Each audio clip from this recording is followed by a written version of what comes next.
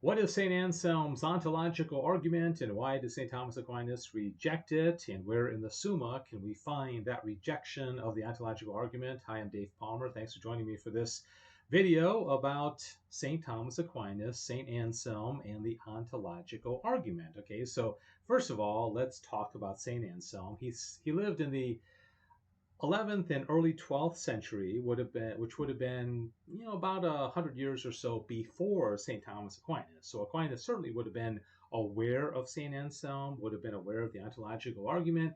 Interestingly, the name ontological argument didn't come until Immanuel Kant came up with that in the 18th century. Okay, so it wasn't called the ontological argument back in the day. All right, so Anselm was a Benedictine, an abbot of a Benedictine monastery in England. He was a Christian Platonist and best known for his ontological argument for the existence of God. This is an a priori proof for the existence of God, which means it comes before experience. Okay, it's not something that we experience. It's a priori, which means it's, again, before we're able to experience anything that would lead us to the belief in God.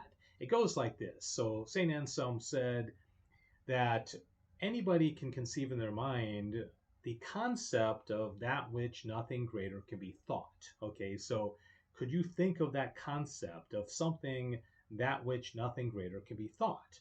And then he says, well, yeah, of course, anybody can think of that.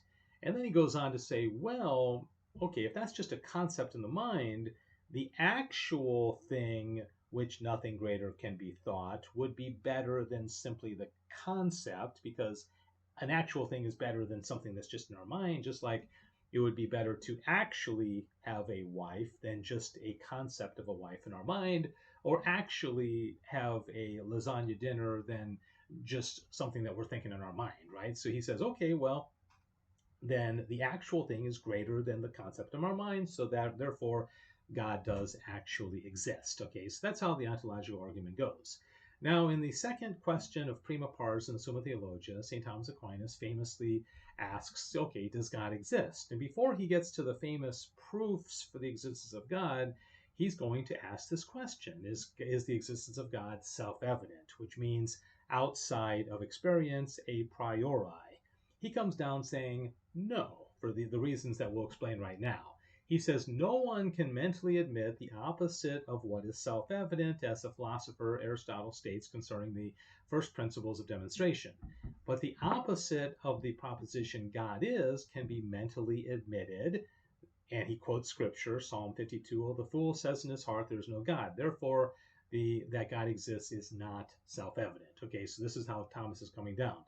He says, therefore, I say that this proposition God exists of itself is self-evident, for the predicate is the same as the subject, because God is his own existence, as will be herewith shown. So he's foreshadowing what he's going to talk about in the first attribute of God, which is his simplicity. Now, because we do not know the essence of God, the proposition is not self-evident to us, but needs to be demonstrated by things that are more known to us, though less known in their nature, namely by effects. So Thomas is going to come down on with the argument that we come to know God through the effects. Okay, that's going to be question 3 of the second article of question 2 of the Summa, is whether it can be demonstrated that God exists. And Thomas says yes, it can be demonstrated through the effects, through the things we see in the natural world.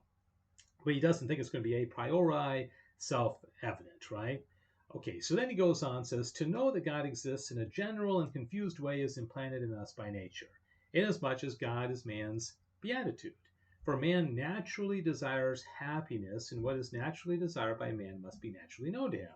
This, however, is not to know absolutely that God exists, just as to know that someone is approaching is not the same as to know that Peter is approaching, even though it is Peter who is approaching.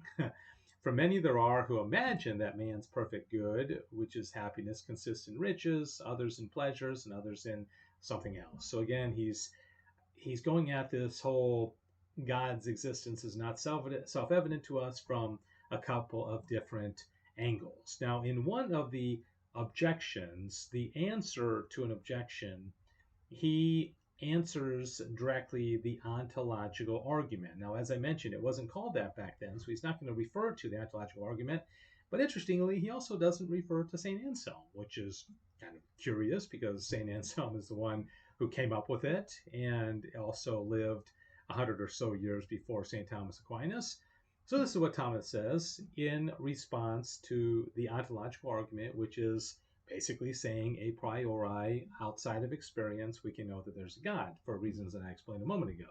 Thomas says, perhaps not everyone who hears this word God understands it to signify something than that which nothing greater can be thought, seeing that some have believed God to be a body.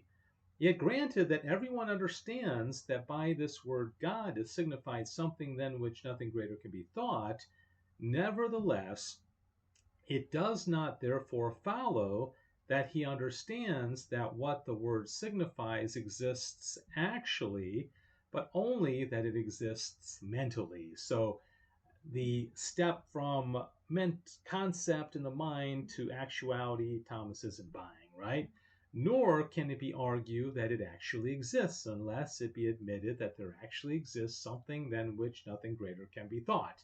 And this precisely is not yet admitted by those who hold that God does not exist. So Thomas isn't buying it, and he believes that the only way that we really can prove God's existence is through effects of causes, the things that we see that demonstrate God's existence. And again, that's what he's going to argue in Article 2 of question 2 of the Summa, and then in the famous Article 3 of question 2 of the first part of the Summa, he's going to give the famous 5 proofs, and those are all based on demonstration of movement or cause or necessity or governance of the world or perfection. Okay, it's not a priori and it's not self-evidence, but it is through demonstration. It is through our experience of the created world. All right, there you have it. That is why St. Thomas Aquinas rejected the ontological argument of St. Anselm. God bless you.